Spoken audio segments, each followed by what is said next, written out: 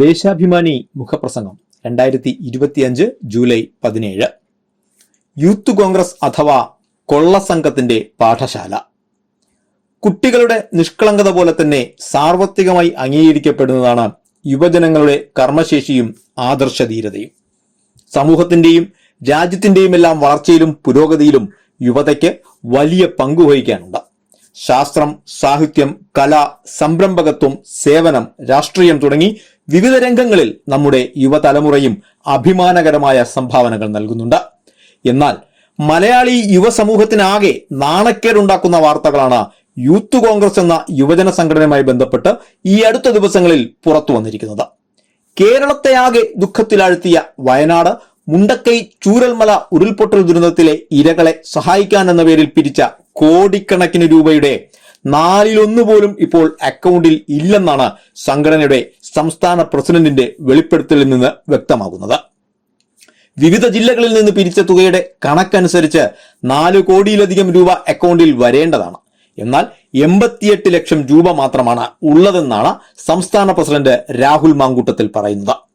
2.5 ലക്ഷം രൂപ വീതം പിരിക്കാനാണ് യൂത്ത് കോൺഗ്രസ് നേതൃത്വം സംസ്ഥാനത്തെ 140 നിയോജക മണ്ഡലം കമ്മിറ്റികൾക്കും നിർദ്ദേശം നൽകിയിരുന്നത്. 129 കമ്മിറ്റിയും പിരിവ് പൂർത്തിയാക്കി. പലയിടത്തും നിർദ്ദേശിക്കപ്പെട്ട തുകയുടെ ഇരട്ടിയും അതിലധികവും പിരിച്ചെടുത്തു. ഇതുകൂടാതെ പ്രവാസികളിൽ നിന്നും വ്യവസായികളിൽ നിന്നും വൻ തുകകൾ വാങ്ങിയതും വാർത്തയായി. സമൂഹ മാധ്യമങ്ങൾ വഴി നൽകിയ അക്കൗണ്ട് നമ്പറിലേക്കും പണമെത്തി. ഇതൊക്കെയായിട്ടും 88 ലക്ഷം രൂപ മാത്രമാണ് അക്കൗണ്ടിൽ ഉള്ളത് എന്ന വാദം സംഘടനയിൽ രൂക്ഷമായ വിമർശനത്തിനിടയാക്കിയിട്ടുണ്ട്. ആക്ഷേപം ഉയർന്നതിനെ തുടർന്ന് ധനസമാഹരണം നിർത്തിവെച്ചതായി സംസ്ഥാന പ്രസിഡന്റ് പറയുന്നുണ്ടെങ്കിലും അത് മറ്റൊരു പച്ചക്കള്ളമാണെന്നാണ് ജില്ലാ നേതാക്കളിൽ നിന്നുള്ള പ്രതികരണങ്ങൾ കാണിക്കുന്നത്. കൊള്ളസംഘത്തിന്റെ പാഠശാലയായി യൂത്ത് കോൺഗ്രസ് മാറിക്കഴിഞ്ഞു എന്നാണ് ഇത് കാണിക്കുന്നത്. എന്നിട്ടും ആ സംഘടനയ്ക്ക് മാന്യതയുടെ മുഖം മൂടിയിട്ട് സമൂഹത്തിൽ തുടരാനാകുന്നത് മിക്ക മാധ്യമങ്ങളും ഈ തട്ടിപ്പ് മൂടിവെക്കുന്നത് കൊണ്ട് മാത്രമാണ്. മുൻ കേന്ദ്രമന്ത്രിയും മുതിർന്ന കോൺഗ്രസ് നേതാവുമായ പ്രൊഫസർ PJ കുര്യന്റെ വിമർശനം ഈ സാഹചര്യത്തിൽ ശ്രദ്ധേയമാണ്.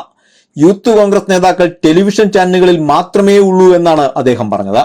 അതോടൊപ്പം സർവകലാശാല ജനാധിപത്യവും കേരളത്തിലെ ഉന്നത വിദ്യാഭ്യാസ രംഗത്തെ മികവും സംരക്ഷിക്കാൻ SFI നടത്തുന്ന പോരാട്ടത്തെ കുര്യൻ പരോക്ഷമായെങ്കിലും അഭിനന്ദിക്കുകയും ചെയ്തു.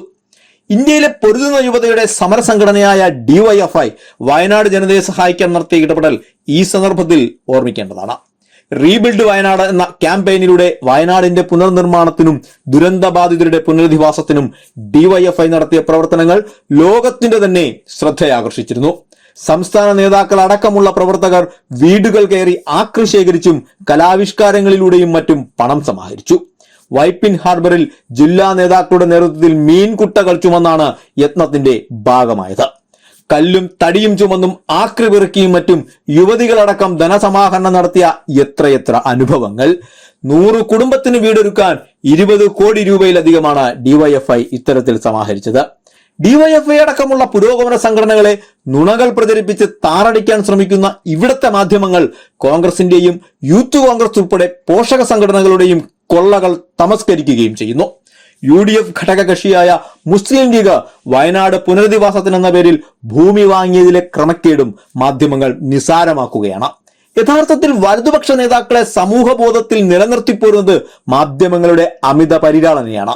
നിഷ്പക്ഷവും സ്വതന്ത്രവും എന്ന് അവകാശപ്പെടുന്ന ചില പത്രങ്ങൾ എല്ലാ മാധ്യമ മര്യാദയും വെടിഞ്ഞ് കോൺഗ്രസിന്റെയും UDFന്റെയും ജിഹ്വ പോലെ തരം താഴുന്നത് ജനങ്ങൾ കാണുന്നുണ്ട്.